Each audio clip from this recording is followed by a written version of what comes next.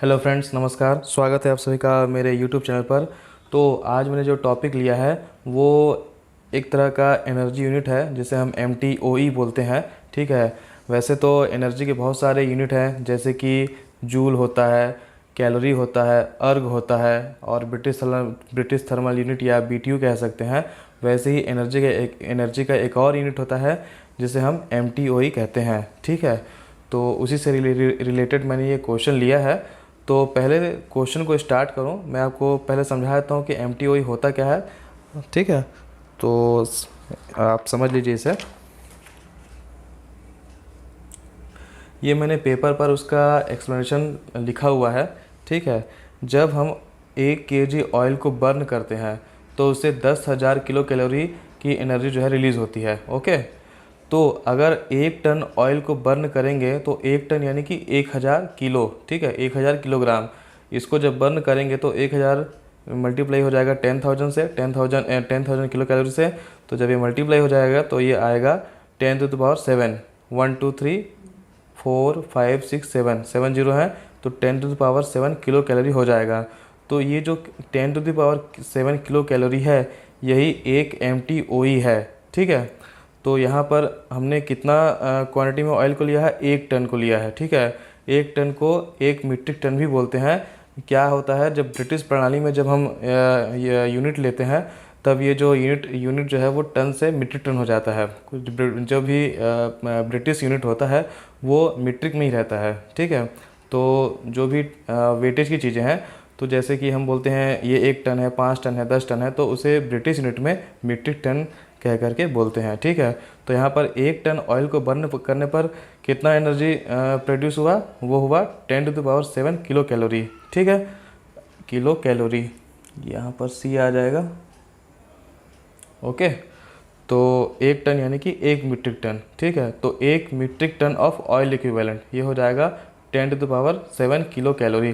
तो अगर आपको क्वेश्चन में ये पूछता है कि एनर्जी दिया हुआ है, ठीक है, और एनर्जी जो है किलो कैलोरी के टर्म्स में ही देना है। अगर एनर्जी किलो कैलोरी के टर्म्स में नहीं दिया है तो आपको उसे जो है किलो कैलोरी के टर्म्स में कन्वर्ट कर लेना है। ठीक है।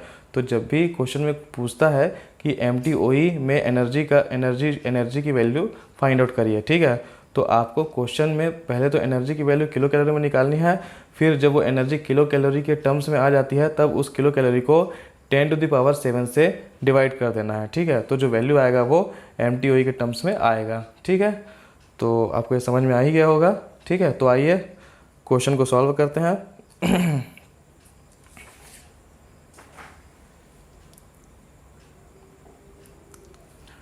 देखिए क्वेश्चन आप देख सकते हैं स्क्रीन पर। क्वेश्चन मैं पढ़ देता हूँ। A process industry is consuming the following energy per day. Okay.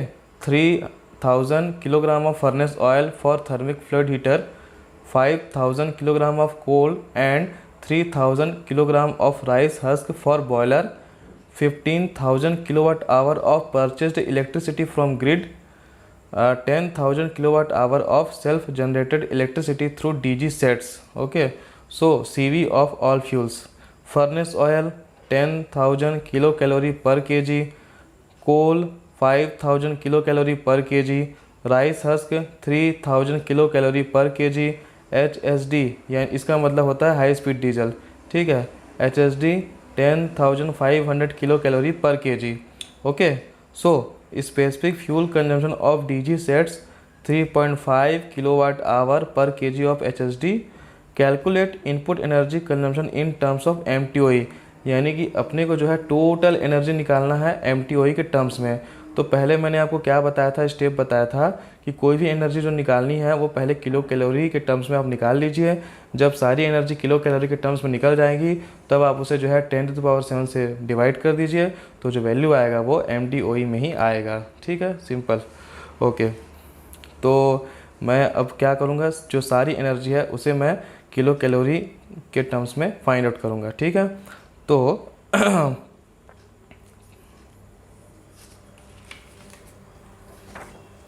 देखिए पहले मैंने डीजल का कंजम्पशन निकाला है कि जो डीजल कंजम्पशन हो रहा है वो कितना है। आप क्वेश्चन में देख सकते हैं। ठीक है। यहाँ पर specific fuel consumption of DG sets, DG set यानी कि डीजल जनरेटर। तो डीजल कितना लग रहा है, अगर आपको 3.5 किलोवाट आवर का एनर्जी प्रोड्यूस करना है, किलोवाट आवर की इलेक्ट्रिसिटी प्रोड्यूस करना है, तब कितना डीजल लग रहा है, 1 किलो लग रहा है। ठीक है, तो अब मैं अगर जो डीजल में जो डीजल का जो इलेक्ट्रिसिटी जो जनरेट हो रहा है, ठीक है, इलेक्ट्रिसिटी जनरेट यहाँ पर 10,000 किलोवाट आवर हो रहा है। तो अगर मैं 10,000 किलोवाट आवर में 3.5 का अगर मैं डिवाइड कर दूँ तो मुझे डीजल कंजम्पशन जो है मिल जाएगा। ठीक है, और मुझे पहले डीजल कंजम्पशन ही फाइंड आउट करना है, उसके बाद ही अपन फाइंड आउट कर पाएंगे कि उस डीजल कंजम्पशन से कितना एनर्जी जो है वो जो है प्रोड्यूस हो रहा है। ठीक है, तो मैंने 10,000 किलोवाट आवर से 3.5 को जो है डिवाइड कर दिया है। आप यहाँ पे देख सकते हैं 10,000 डिवाइड बाय 3.5। ठीक है, तो जो आया है डीजल कंजम्पशन वो जो है किलोग्राम में आया है। अब आपको कन्फ्यूज़न ना हो इसलिए मैं यहाँ पर यूनिट भी लिख देता हूँ। देखिए यहाँ पर जो यूनिट है 10,000 किलोवाट आवर में है, तो यहाँ पर मैंने लिख दिया किलोवाट आवर। ठीक है, डिवाइड कर दिया, और जो 3.5 है ये है 3.5 का जो यूनिट है वो कितना है, किलोवाट आवर पर केजी है। ठीक है, तो किलोवाट आवर पर केजी। ठीक है, तो किलोवाट आवर से किलोवाट आवर कट जाएगा, और केजी नीचे में है तो ये ऊपर आकर के किलोग्राम दे देगा। ठीक है, तो जो यूनिट आएगा वो आएगा किलोग्राम में आएगा। तो ये हमारा डीजल का कंजम्पशन है। ठीक है, ओके, तो ये तो डीजल का कंजम्पशन निकल गया। ठीक है, अब सारे जो वैल्यूज़ दिए हुए हैं कैलोरीफिक वैल्यू और जो फ्यूल का क्वांटिटी है उससे हम जो है मल्टीप्लाई करके सभी जो फ्यूल्स है उसका एनर्जी कंजम्पशन जो है फाइंड आउट करेंगे। ठीक है, ओके, तो पहले क्या दिया हुआ है, फर्नेस ऑयल दिया हुआ है। फर्नेस ऑयल का CV वैल्यू कितना है, 10,000 किलो कैलोरी पर केजी है, और फर्नेस ऑयल का कंजम्पशन कितना है, कंजम्पशन है 3,000 किलोग्राम ऑफ फर्नेस ऑयल। तो अगर मैं ये जो किलोग्राम में है ना, ये जो FO है फर्नेस ऑयल, इसको अगर इसका जो CV वैल्यू है अगर मैं इसे मल्टीप्लाई कर दूं तो 1 किलोग्राम और 1 किलो कैलोरी पर केजी, 1 किलोग्राम से किलोग्राम कट जाएगा, और जो एनर्जी आएगा वो मुझे किलो कैलोरी के टर्म्स में मिल जाएगा। और मैंने क्या कहा था कि मुझे जो है सारी एनर्जी जो है किलो कैलोरी के टर्म्स में ही लेनी है। ठीक है, तो आप देख सकते हैं यहाँ पे मैंने इनपुट एनर्जी फ्रॉम FO यानी कि फर्नेस ऑयल ये लिया है। तो 3,000 तो हो गया इसका क्वांटिटी, और 10,000 हो गया इसका CV वैल्यू। तो इसको जब मल्टीप्लाई करेंगे तो ये आएगा 3 × 10⁻⁷ किलो कैलोरी।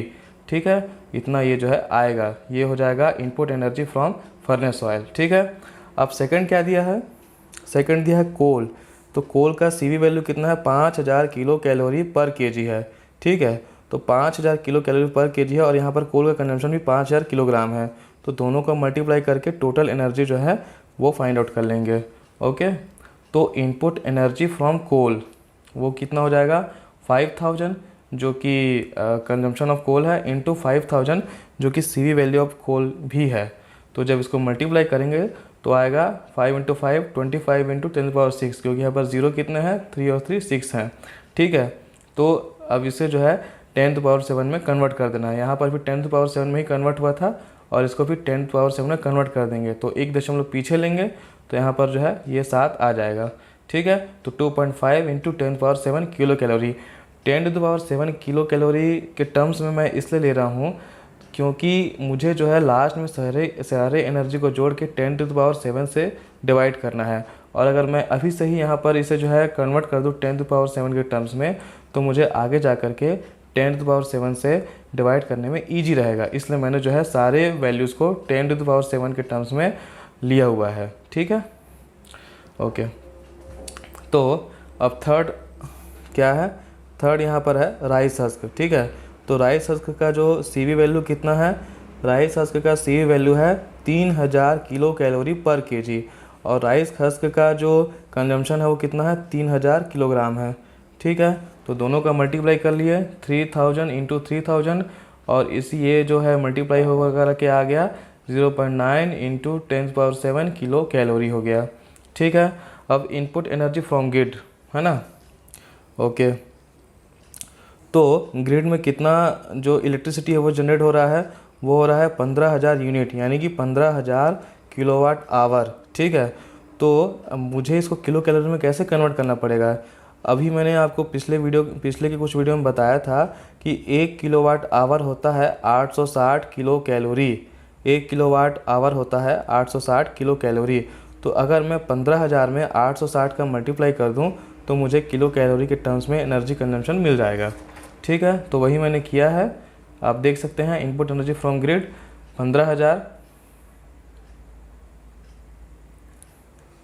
15,000 इंटू 860, तो ये आ गया 1.29 इंटू 10⁻7 किलो कैलोरी।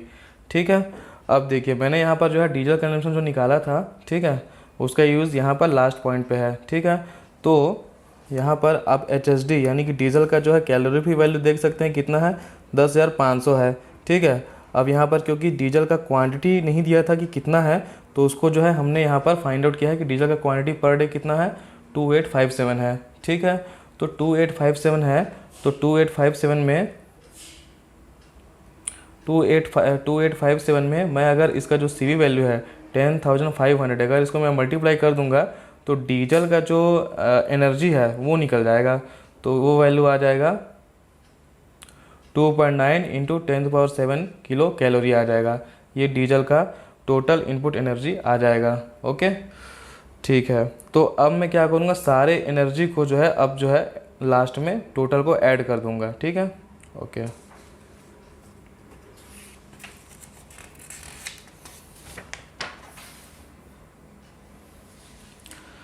ठीक है, तो यहाँ पर आप देख सकते हैं मैंने सारे एनर्जी को जो है लास्ट में ऐड कर दिया है। तो उससे पहले मैंने यहाँ पर एक फॉर्मूला भी लिख लिया है सिंपल सा, MTOE यानी कि metric ton of oil equivalent equal to, मैंने क्या किया है, टोटल एनर्जी को, ये जो ये मेरा है ये टोटल एनर्जी ही है।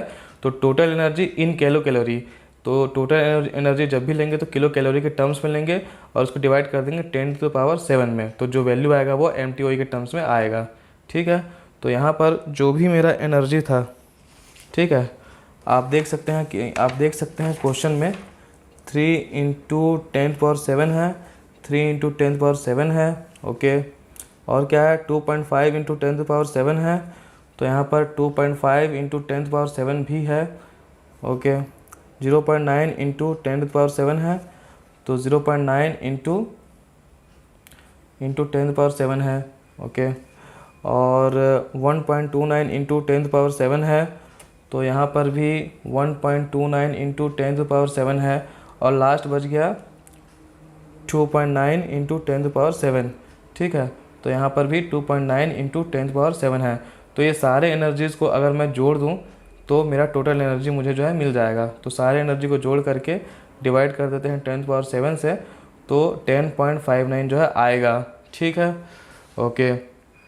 तो इसको भी सिंपली सॉल्व करने का तरीका क्या है कि आपको जो है, आप देख सकते हैं सारे जो टर्म्स हैं, ठीक है, सारे टर्म्स में 10⁻7 जो है सब में कॉमन है। ठीक है, तो आप जब 10⁻7 को सब में से बाहर निकालेंगे तो ये जो 10⁻7 है, ये 10⁻7 और ये 10⁻7 कॉमन निकालने के बाद जो है कट जाएंगे। ठीक है, तो आपका क्या बचेगा, 3 बचेगा, 2.5 बचेगा, 0.9 बचेगा, 1.29 बचेगा और 2.9 बचेगा। इसे मैं आपको कैलकुलेटर में जोड़ के भी दिखा देता हूँ।